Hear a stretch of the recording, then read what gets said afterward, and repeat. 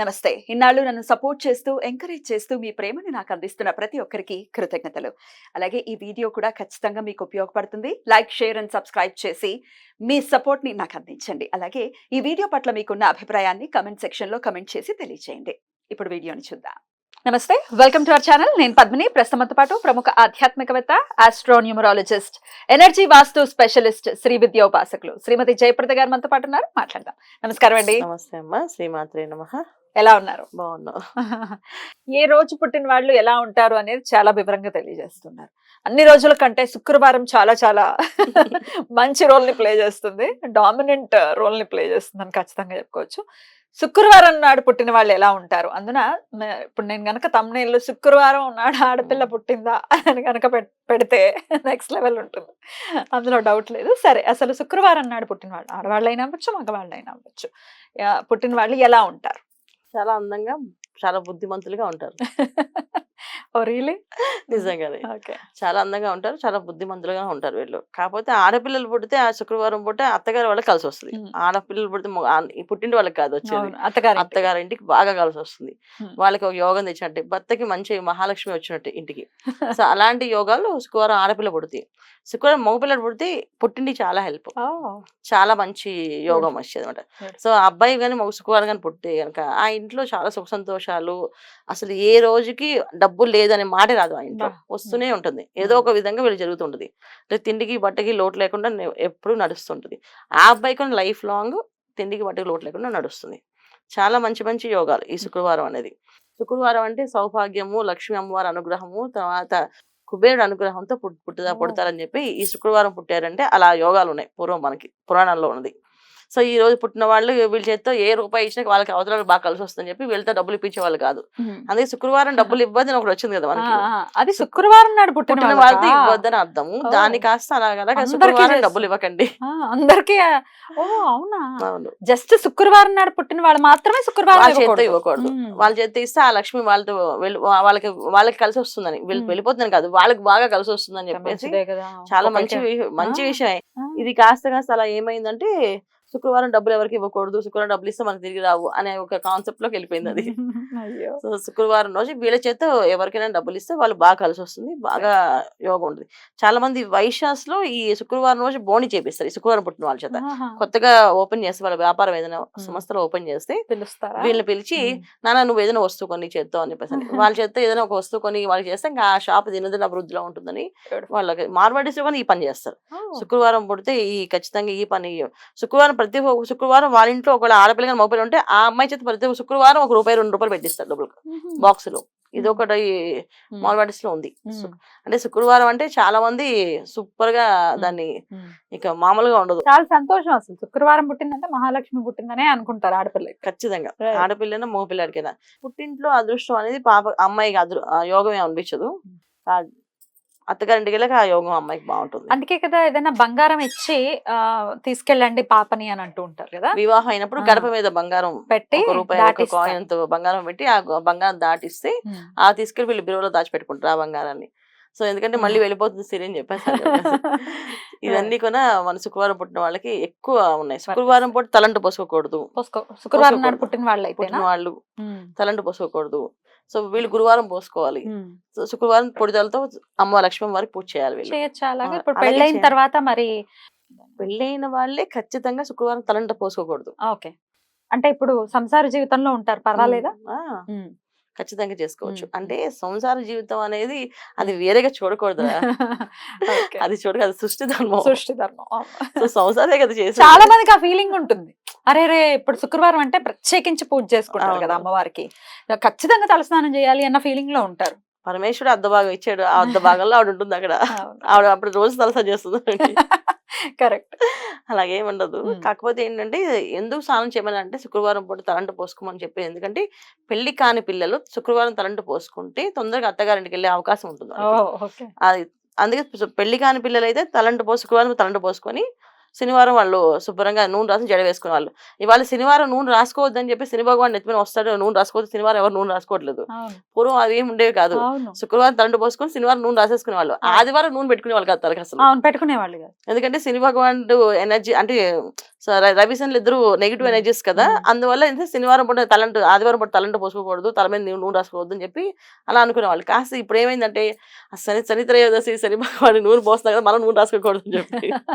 కానీ యాక్చువల్ గా రాసుకోవచ్చా? చక్కగా రాసుకోవచ్చు శుభ్రంగా. ఎందుకంటే చాలా మందికి శని ప్రభావం ఎక్కువగా ఇబ్బందులు ఉండి వాళ్ళ ఆరోగ్య సమస్యలు ఉంటే వాళ్ళకి మొత్తం అభ్యంగ స్నానం అని చెప్తూ ఉంటాం. అంటే తల నుంచి మొత్తం నూనె రాసుకుని ఒళ్ళంతా నూనె రాసుకుని శనివారం పూట స్నానం చేయమని చెప్తాం.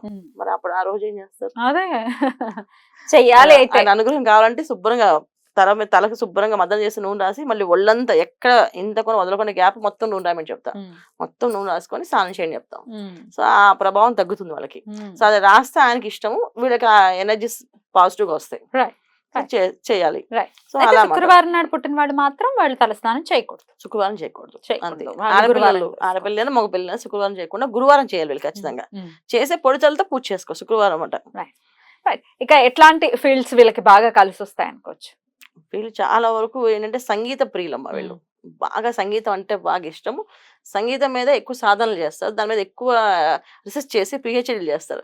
చాలా మంది రాగాలు కొత్తగా కనిపెట్టాం, కొన్ని గీతాలు తీసాం అంటారు, అన్ని శుక్రవారం వాళ్ళు అనమాట. సో వీళ్ళకి సంగీతము, తర్వాత ఇన్స్ట్రుమెంట్ సంగీతం సంబంధించిన వీణ, వైలిన్ ఇలాంటివన్నీ చాలా ఇష్టం. ఫ్లూట్ బాగా చాలా మంది చక్కగా పాడతారు. ఈ శుక్రవారం పుట్టిన వాళ్ళు ఆ ఫ్లూట్ పాడితే మనం వినాలనిపిస్తుంది ఖచ్చితంగా. అది అంటే ఎలా అంటే కృష్ణుడే పాడినట్టుగా అనిపించినట్టుగా అంత చక్కగా స్వరం ఉంటుంది వాళ్ళది. పాటలు కూడా చాలా చక్కగా పాడతారు. మెయిన్ వీళ్ళకి ఆ రంగాలు ఎక్కువ కలిసి వస్తాయి. కొంతమంది మామూలుగా ఫిల్మ్ ఇండస్ట్రీ ఇప్పుడు అంతా మోడలింగ్ అంతా ఉన్నాయి కదా, దీంట్లో కూడా వెళ్ళే అవకాశాలు ఎక్కువగా ఉన్నాయి. ఆరోగ్యం ఎలా ఉంటుంది వీళ్ళకి? ఆరోగ్యం జాగ్రత్తగా చూసుకోవాలి. వీళ్ళ సాత్విక ఆహారం తీసుకుంటే ఖచ్చితంగా ఆరోగ్యం బాగుంటుంది. సాత్విక ఆహారం కాకుండా కొంతమంది నాన్ వెజ్ ఎక్కువ తింటే కనుక డెఫినెట్ గా వీళ్ళకి ఇబ్బంది పడతారు. వీళ్ళకి కలిసి వచ్చేటటువంటి రోజులు ఏంటంటే, వీళ్ళకి కలిసి వచ్చే రోజులు ఎక్కువ శుక్రవారం, శనివారం, గురువారం.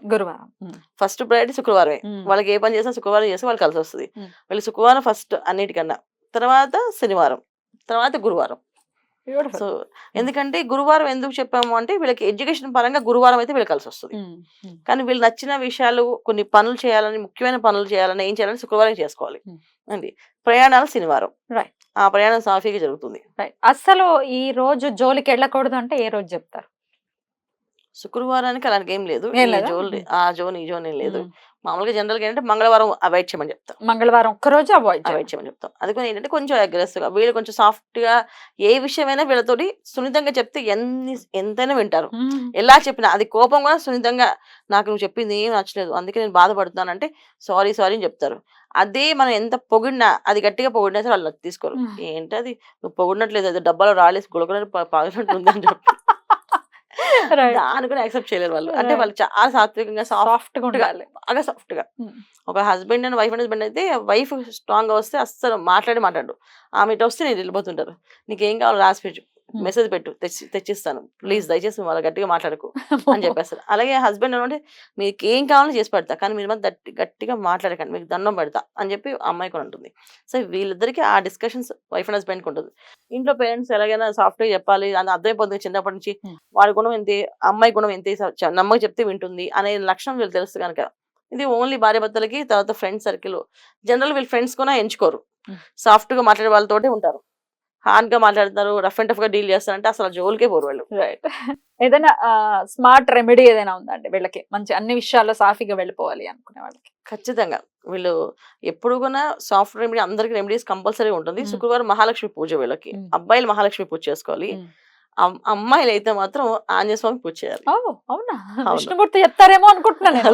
ఆంజనేయ స్వామి చేయాలి. ఎందుకు అంటే వీళ్ళకి అనుకూలమైన దాంపత్య జీవితాన్ని సమకూర్చే అవకాశం ఆంజనేయ స్వామికే ఉంది. సో వీళ్ళకి ఆంజనేయ స్వామి లింక్ ఏంటంటే ఎప్పుడైనా సరే ఏదైనా ప్రసన్నం కావాలంటే ఆయన్ని పరిపూర్ణంగా విశ్వాసించి ప్రదక్షిణలు చేస్తారు. ఎందుకంటే ఆయన రాముని ఎంత పరిపూర్ణంగా రామ మంత్రంతో ఆయన ఎలాగా ఆయన ఆకర్షణ చేయించుకున్నారో, అలాగే అమ్మాయిలు ఈ 11 ప్రదక్షిణాలు ఇతనికి చేయడం కానీ వాళ్ళకు కోరిక తీర్చడం కానీ చేస్తే ఖచ్చితంగా శుక్రవారం వాళ్ళకి మాత్రం ఈ లింక్. ఎందుకంటే ఆయన సీతమ్మ వారికి ఎక్కువ సేవ చేస్తారు. సో లక్ష్మీ అమ్మవారు అంటే సీతమ్మ వారు లక్ష్మీ అమ్మవారు ఒకరే కదా. అంతే. సో అందుకే శుక్రవారం పుట్టిన వాళ్ళు ఆంజనేయ స్వామి ఎక్కువ ప్రార్థన చేసిన వాళ్ళకి ఈజీగా రిజల్ట్ ఉన్నాయి. అంటే నేను చెక్ చేసిన రెమెడీస్. అదే బ్యూటిఫుల్, చాలా చక్కగా వివరించారు.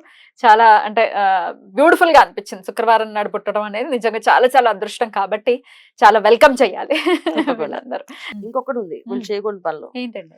భార్యాభర్తలు ఇద్దరులో శుక్రవారం అబ్బాయి పుట్టితే వైఫ్ ని ఎప్పుడు బాధ పెట్టకుండా చూసుకోవాలి. అలాగే అమ్మాయి పుడితే హస్బెండ్ ఎప్పుడు బాధ పెట్టకుండా చూడాలి. ఇది కంపల్సరీ వీళ్ళు పాటించాలి. బిగ్గెస్ట్ టాస్క్ అయితే వైఫ్ అండ్ హస్బెండ్స్ కి. సో హస్బెండ్ అంటే హస్బెండ్ ఈ అమ్మాయి వల్ల బాధపడకూడదు. అలాగే హస్బెండ్ అయితే వైఫ్ అతని వల్ల బాధపడకూడదు. అబ్బాయి కానీ అమ్మాయి కానీ శుక్రవారం పుట్టారంటే వీళ్ళు ఖచ్చితంగా వాళ్ళ లైఫ్ పార్ట్నర్స్ బాగా ప్రేమగా చూసుకుంటే బాగా కలిసి వస్తుంది. బ్రహ్మాండం కలిసి వస్తుంది. మామూలుగా కలిసి రావడం కాదు, చాలా బాగా కలిసి. చాలా మంది అంటారు మేము ఎన్నో పూజలు చేస్తాం, ఎన్నో యాగాలు అనేసి. అసలు ఇవి చేస్తే చాలు వాళ్ళు ప్రేమగా పలకరించి ప్రేమగా మాట్లాడితే, సాఫ్ట్ గా వాళ్ళకి కావాల్సిన సాఫ్ట్నెస్ సాఫ్ట్ గా చెప్తే వాళ్ళు బంగారం నగలు ఏం అడగరా. ఎందుకంటే వాళ్ళకి కావాల్సిన ప్రేమ ఎక్స్పెక్ట్ చేస్తే చక్కగా ప్రేమగా చెప్తే చాలు. మల్లెపూలు తెచ్చిచ్చినా వాళ్ళు హ్యాపీగా ఫీల్ అవుతారు. బ్యూటిఫుల్ అండి, చాలా బ్యూటిఫుల్ గా ఎక్స్ప్లెయిన్ చేశారు. Thank you. ఇక నెక్స్ట్ ఎపిసోడ్ లో శనివారం గురించి మాట్లాడుకుందాం. నమస్కారం. నమస్తే అమ్మ. శ్రీమాత్రే నమః.